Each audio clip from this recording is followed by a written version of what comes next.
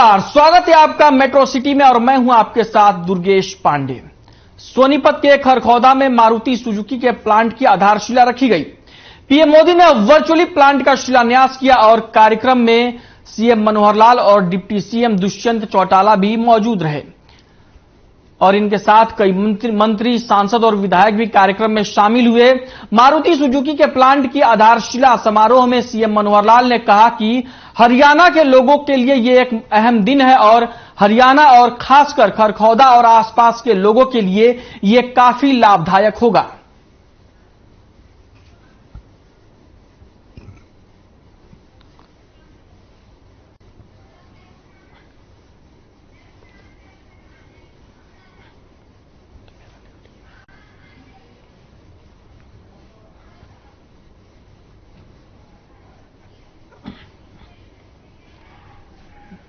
वहीं गुरुग्राम पुलिस ने बादली से विधायक कुलदीप वत्स को फोन पर धमकी देने वाले 2 आरोपियों को झज्जर से गिरफ्तार किया है। आपको बता दें कि बादली से कांग्रेस के विधायक कुलदीप वत्स को 25 अगस्त को एक नंबर से कॉल कर हर महीने 1 लाख रुपए देने की मांग की गई थी और पैसे नहीं देने पर उन्हें जान से मार देने की धमकी दी गई थी, जिसके बाद गुरुग्राम पुलिस ने इस मामले पर शिकायत दर्ज की और आरोपियों की तलाश शुरू कर दी थी।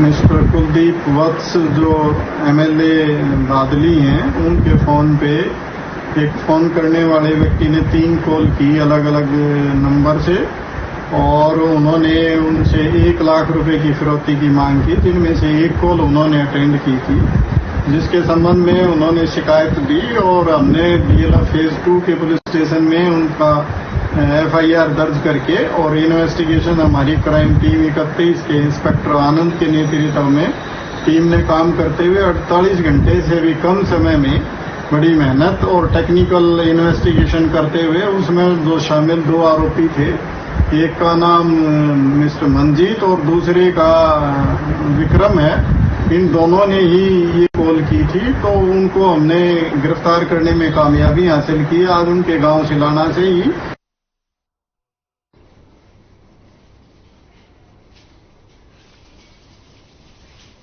वहीं गुरुग्राम के 100 से ज्यादा निवासी बिल्किस बानो बलात्कारियों की माफी को वापस लेने और सभी दोषियों को वापस जेल में भेजने की मांग को लेकर लेजर वैली पार्क में एकत्र हुए नागरिकों ने पोस्टर लेकर और नारे लगाते हुए प्रदर्शन किया और कहा कि जिस दिन पीएम मोदी ने भारतीयों को महिलाओं का सम्मान करने के लिए कहा, लेकिन हैरत की बात यह है कि उसी दिन 11 बलात्कारियों को न केवल जेल से रिहा कर दिया गया, साथ ही उन्हें वीरों की तरह माला भी पहनाई गई और उनका स्वागत किया गया।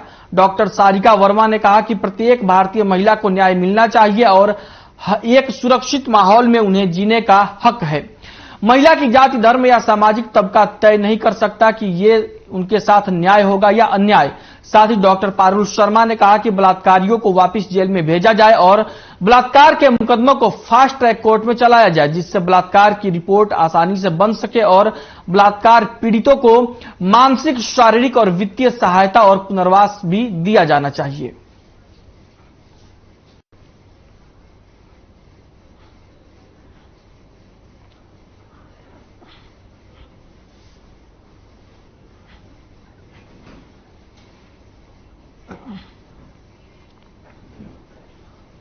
वहीं हरियाणा की आर्थिक राजधानी गुरुग्राम की सड़क जो राजेंद्र पार्क से बजगेड़ा को जाती है, सड़क पैच निर्माण के बिना ही रह गया और आज ये सीवर के पानी का स्विमिंग पूल बना हुआ है। सड़क के बीचों बीच भरे बदबूदार पानी ने लोगों का जीना मुहाल कर दिया है। आए दिन इस गड्ढे की वजह से यहां हादसे होते रहते हैं और बदबू की वजह से लोग बीमार भी हो रहे हैं।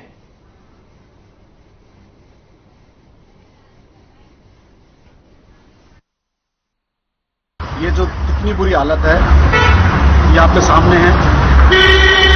गंदा पानी, इतना गंदा पानी सीवर का, और छोटे छोटे बच्चे, महिलाएं पता नहीं कितनी बार इसमें गिर चुकी हैं। कोई देखने वाला नहीं है, कोई सुनने वाला नहीं है। लोगों ने दुखी होकर मीडिया से गुहार लगाई है। आप आए और आपने देखा। मैं आपको दिखाना चाहूंगा, आपके माध्यम से हमारी आवाज सरकार तक पहुंचे। अभी ये कुछ वीडियोग्राफी की थी पत्रकार साहब ने, और उसके बाद में गए थे हम पार्षद के ऑफिस पे। तो पार्षद के ऑफिस पे सुशील जी की और पार्षद की काफी नोकझोंक हुई। वो उनको गलत बता रहे थे पत्रकार को, पत्रकार उनको गलत बता रहे थे पार्षद को। उसने पार्षद ने कहा कि बलवान हर ठेकेदार से पैसे खाता है, और बलवान ये कहता है कि पार्षद हर ठेकेदार को जहां 2% कमीशन लेना चाहिए वहां पे 40% लेता है। हम लोग यहाँ न्यू पाड़म विहार के निवासी हैं, न्यू पाड़म विहार में रहते हैं। ये जो रोड है जिसपे पानी भरा हुआ है, ये बसगेड़ा से राजेंद्रा पार्क जाता है सराय गांव होते हुए न्यू पाड़म विहार के अंदर से। और इस पे आप देख सकते हो कितना बुरा हाल है, पानी भरा हुआ है, गंदी स्मेल आ रही है, जिसके कारण आसपास के लोग बीमार हो रहे हैं। कुछ लोगों को यहाँ पे जॉन्डिस हो गया है, पीलिया हो गया है, कुछ लोगों को अलग अलग बीमारियां हो रही है इस पानी से। और यहाँ कोई भी कुछ भी करने को तैयार नहीं है। आपसे निवेदन है कि इसको करवाएं। वहीं गुरुग्राम के सेक्टर 45 में जिस जगह पर स्कूल और पार्क बनना था, वहां अवैध झुग्गियां बसी हुई हैं और उनसे बकायदा अवैध रूप से किराया भी वसूला जा रहा है। लेकिन इस मामले में अभी तक अधिकारियों की आंख बंद पड़ी हुई है। गुरुग्राम के सेक्टर 45 स्थित रॉयल रेजिडेंसी के पास करीब 4.5 एकड़ जमीन हरियाणा शहरी विकास प्राधिकरण की पड़ी हुई है। इस जमीन पर 2010 में स्कूल, पार्क और पूजा स्थल बनाया जाना था, लेकिन खाली पड़ी इस जमीन पर स्कूल और पार्क तो नहीं बना, बल्कि यहां अवैध झुग्गियों का बसेरा हो गया। अवैध गतिविधियां यहां धड़ल्ले से चलाई जा रही हैं, लेकिन प्रशासन पूरी तरीके से मौन बना हुआ है।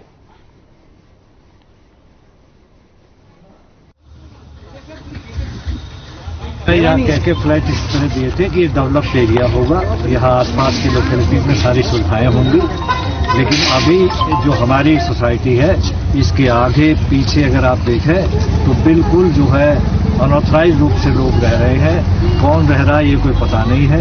ऐसी जगह हैं जहाँ की क्राइम पनपता है और यहाँ पर लोग बाग इनको रखे हुए हैं जो कि इनसे किराया लेते हैं। सुबह सुबह उठते ही और ये लोग लड़ाइयाँ शुरू, रात को लड़ाइयाँ शुरू, ड्रिंक करके, और सारा इतना बुरा हाल कर रखा है यहाँ कि हम लोगों का रहना बहुत मुश्किल हो रहा है। एक 1.5 महीने से रहेगा। कितना किराया देते? 1500 रुपये। किसको? यहाँ मैडम आती लेने। मैडम आती? क्या मैडम का नाम है? नाम नहीं मुझे। वैसे ही दे देते हैं आप किराया? आती हैं तो सब लोग। किसी ने मिलाया होगा, किसने मिलाया? लेबर वाले।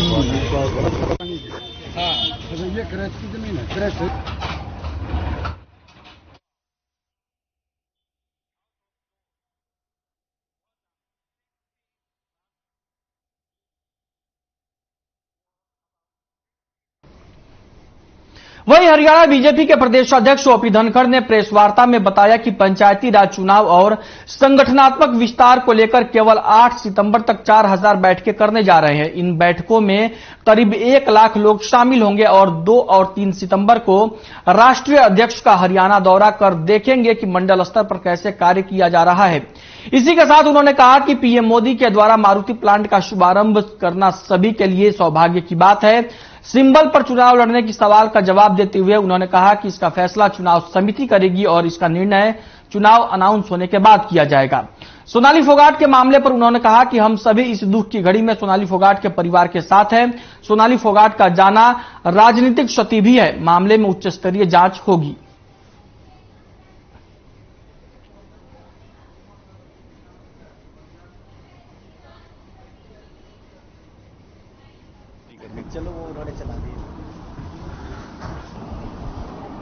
कल हमारी यहाँ एक बैठक थी 7 जिलों की,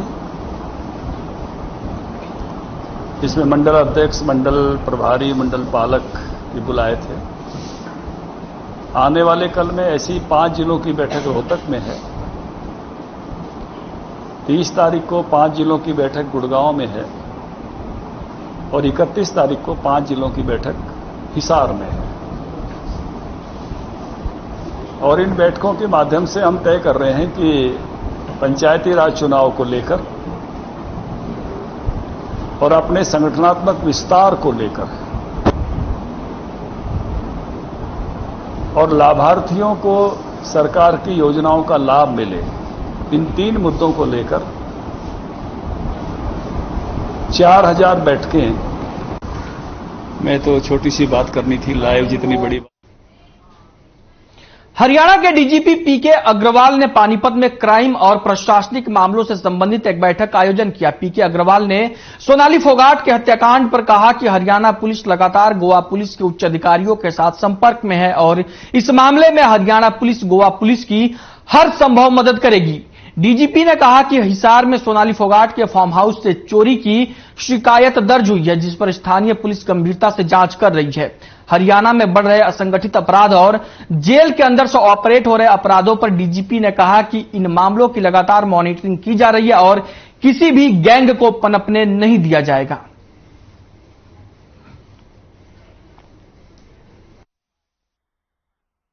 सदर हिसार में दर्ज किया था, जिसमें सोनाली फोगाट जी के भाई वतन ढाका ने एक केस दर्ज कराया है।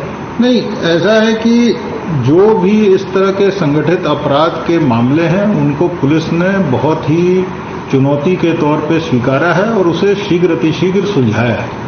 पिछले दिनों जो केसेस हुए वो चाहे हमारे एक डीएसपी श्री सुरेंद्र की शहादत थी, उसमें भी जो लोग संलिप्त थे उनको तत्काल हमने जो है गिरफ्तार किया। जो उसके मुख्य अभियुक्त थे ड्राइवर और क्लीनर, उनको लगभग 24 घंटे के अंदर गिरफ्तार किया। उसमें एक मुठभेड़ भी हुई थी। इसके अलावा जो भी संलिप्त थे 12 अपराधी, उसमें उन्हें 10 दिन के अंदर अंदर हमने गिरफ्तार किया। वहीं प्रदेश के पूर्व मुख्यमंत्री और नेता प्रतिपक्ष भूपेंद्र सिंह हुड्डा ने अपने आवास पर हरियाणा के 5 लोकसभा क्षेत्रों के पार्टी नेताओं और कार्यकर्ताओं से मुलाकात की और कहा कि प्रदेश की जनता महंगाई और बेरोजगारी जैसी समस्याओं से जूझ रही है। इन तमाम मुद्दों को लेकर हरियाणा के लोग रामलीला मैदान में अपनी आवाज को बुलंद करेंगे। आज चौधरी भूपेंद्र सिंह हुड्डा और हमारे प्रदेश अध्यक्ष चौधरी उदयभान ने 5 पार्लियामेंट कॉन्स्टिट्यूंसी के कार्यकर्ताओं को चंडीगढ़ में बुलाया था। 4 तारीख को दिल्ली के अंदर जो महंगाई के ऊपर रैली हो रही है, हमारी सोनिया गांधी जी हमारी राष्ट्रीय अध्यक्ष हैं, राहुल गांधी जी हैं, वो रैली को संबोधित करेंगे। महंगाई लगातार बढ़ रही है, हर व्यक्ति दुखी है और ये निर्णय कांग्रेस हाईकमान का बहुत अच्छा निर्णय है। उस रैली में क्योंकि हरियाणा प्रदेश दिल्ली के 3 तरफ है और मेन भागीदारी हरियाणा प्रदेश की होती है और चौधरी भूपेंद्र सिंह हुड्डा की जो जिम्मेवारी सौंपी है, सभी कार्यकर्ताओं ने बड़े जोश के साथ रैली में पहुंचने का निर्णय लिया और मैं मानता हूं कि रैली बहुत बड़ी। देखिए 4 तारीख को जो दिल्ली में हल्ला बोल रैली है रामलीला ग्राउंड में कांग्रेस पार्टी के द्वारा आयोजन की जा रही है, वो जो ज्वलंत मुद्दे हैं आज महंगाई है, बेरोजगारी है और आपका जो अग्निपथ जो फौज में भर्ती रहा है उसके खिलाफ जो हमारे वो रैली है हल्ला बोल, ताकि इस सरकार को पता लगे कि लोगों की भावना क्या है, तो ये पूरी जोर शोर से वहाँ इसके खिलाफ आवाज उठेगी। देखिए 4 सितंबर को दिल्ली में अखिल भारतीय कांग्रेस कमेटी द्वारा देश में बढ़ती महंगाई के खिलाफ और बेरोजगारी के खिलाफ एक महारैली का आयोजन किया जा रहा है, जिसकी तैयारी के लिए 5 पार्लियामेंट्री हलके जो करनाल, अंबाला, हिसार, फतेहाबाद, सिरसा, कुरुक्षेत्र, इन हलके के जो वर्कर्स हैं, लीडर्स हैं, उनकी मीटिंग यहाँ हुड्डा जी ने और प्रदेश अध्यक्ष ने बुलाई है और सभी साथियों में बड़ा। वहीं एनआईटी फरीदाबाद के गांव गोच्छी में दर्जन भर हथियारबंद बदमाशों ने गांव में रहने वाले एक युवक की पिटाई की और इसका यह मामला सामने आया है। पीड़ित ने बताया कि बदमाश 4 गाड़ियों में आए थे और पीड़ित के मुताबिक उन्होंने बदमाशों द्वारा मच्छनगर इलाके में अपने एक वर्कर को पीटने का विरोध किया था और इसी बात को लेकर बदमाशों ने उस पर हमला किया। बदमाशों की यह घटना सीसीटीवी में कैद हो गई। पुलिस ने पीड़ित की शिकायत पर मामला दर्ज कर लिया है और मामले की जांच में जुट गई है।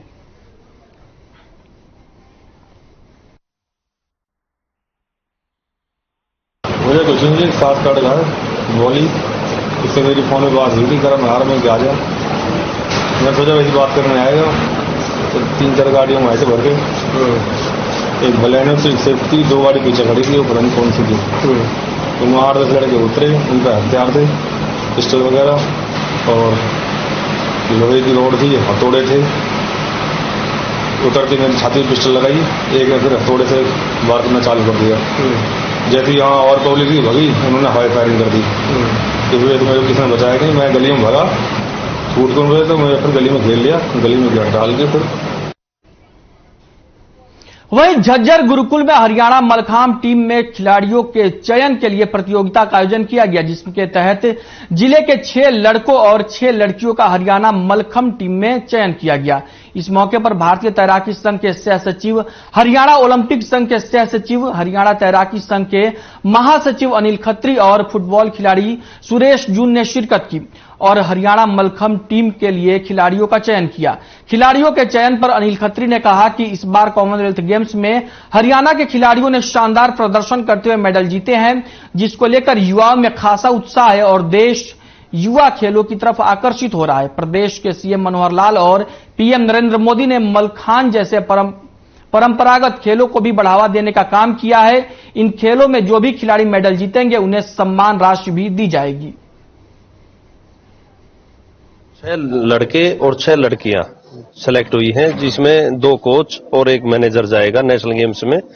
और ये हमारे हरियाणा के ओजस्वी माननीय मुख्यमंत्री मनोहर लाल जी का और हमारे जो देश की शान हमारे खेल मंत्री संदीप सिंह जी का ये मानना था कि जो 2 एसोसिएशन हरियाणा में बनी हुई है और कोई हमारे से जैसे एफिलेटेड नहीं है हरियाणा ओलंपिक से, तो उनको स्पेशल ये आदेश दिए कि आप हरियाणा ओलंपिक से, सपोर्ट डिपार्टमेंट से ऑब्जर्वर बुला के आप एक कंबाइंड ट्रायल कराएं। वहीं बहादुरगढ़ की HLCT के NCR 2 फ्लैट के मालिकों ने स्थानीय रेजिडेंट वेलफेयर एसोसिएशन पर गंभीर आरोप लगाए हैं। यहां के लोगों का कहना है कि RWA ने लोगों से मेंटेनेंस तो इकट्ठा कर लिया, लेकिन उनके पानी के बिलों का भुगतान कंपनी को नहीं किया गया। यहां पानी सप्लाई करने वाली कंपनी का करीब 12 लाख रुपए का बिल RWA ने नहीं चुकाया है, जिसके चलते लोगों में काफी रोष है। स्थानीय निवासियों का कहना है कि 2 साल से RWA के पदाधिकारी अपनी मनमानी कर रहे हैं। RWA के अकाउंट सार्वजनिक नहीं किए जा रहे ताकि यह पता चल सके कि RWA किस तरीके से लेन देन कर रही है।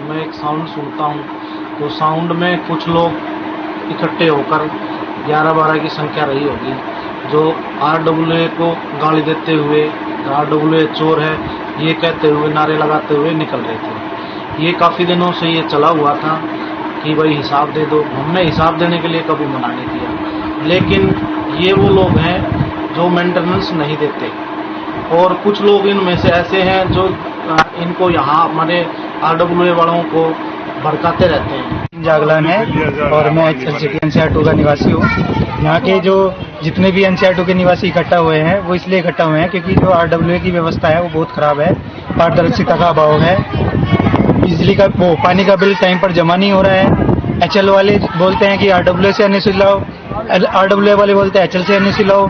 कोई भी व्यवस्था प्रॉपर चैनल से नहीं चल रही है, इसलिए सारे निवासी यहाँ पर इकट्ठा हुए हैं। अकबर हम हिसाब के बारे में जनता इकट्ठी हो रही है।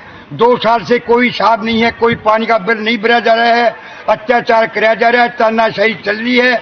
इस तानाशाही को तोड़ने के लिए हम सब NCR 2 के लोग इकट्ठे हैं। जय हिंद।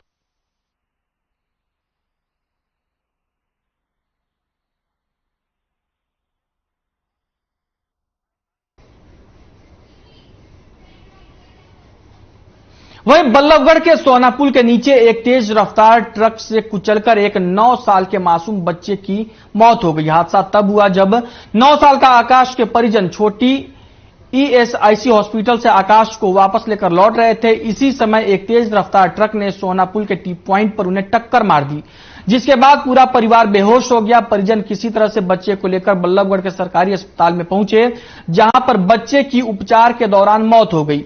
घटना के बाद से आरोपी ट्रक चालक फरार हो गया। पुलिस ने परिजनों की शिकायत पर मामला दर्ज कर फरार ट्रक चालक की तलाश शुरू कर दी है।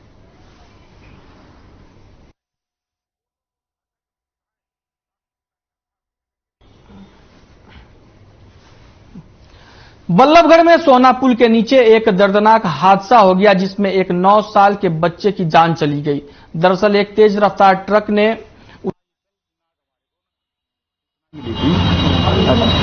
पिता अपने बेटे को साइकिल उठा के लेकर आ रहा था, तो नटी पॉइंट के पास गाड़ी ट्रक ने पीछे से टक्कर मारी, जिससे वो आंख को चोटें लगी। चोटें लगने के कारण उसको जीएच बल्लभगढ़ में दाखिल करा दिया। वहां से उसको रेफर के बाद उसको ईएसआई होने लगे।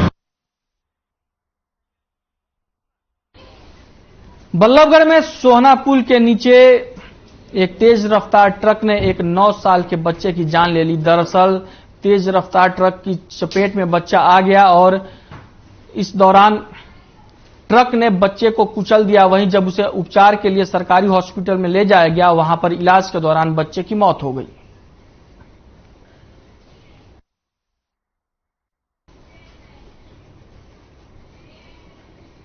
वहीं बिहारी महासभा मातृशक्ति द्वारा देहरादून के राजपुर रोड के शिव बाल योगी आश्रम में हरितालिका तीज महोत्सव कार्यक्रम मनाया गया। इस कार्यक्रम में धार्मिक गीत प्रस्तुत किए गए और सुहागिनों को सुहाग के प्रतीक चिन्हों का भी वितरण किया गया। इस कार्यक्रम के संयोजक प्रियम शंकर झा और खुशबू सिंह ने बताया कि यह बिहारी महासभा का कैलेंडर कार्यक्रम है, जिसे बिहारी महासभा महिला शक्ति द्वारा हर वर्ष मनाया जाता है। इस वर्ष उनका यह पहला प्रयास था और कार्यक्रम के सफल आयोजन भी किए गए और कई कोर कमेटियों का गठन किया गया था।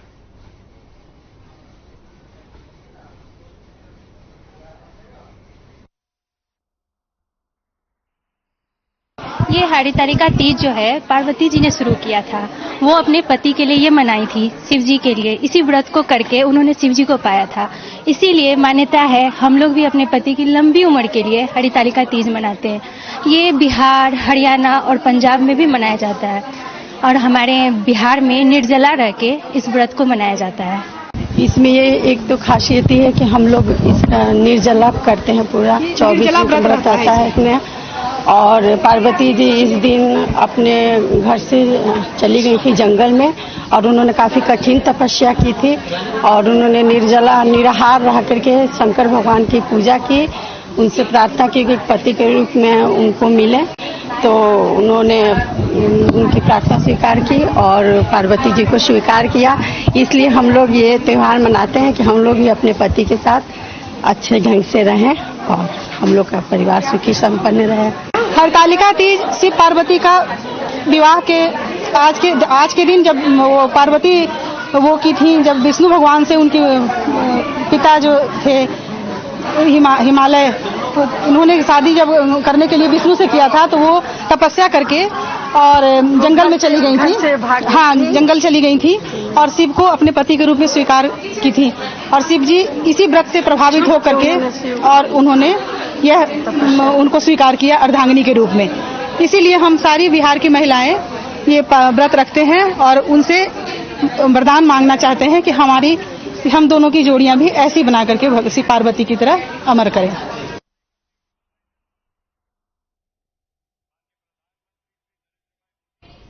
बुलेटिन में फिलहाल के लिए इतना ही। मुझे दीजिए इजाजत और आप बने रहिए हर खबर के साथ।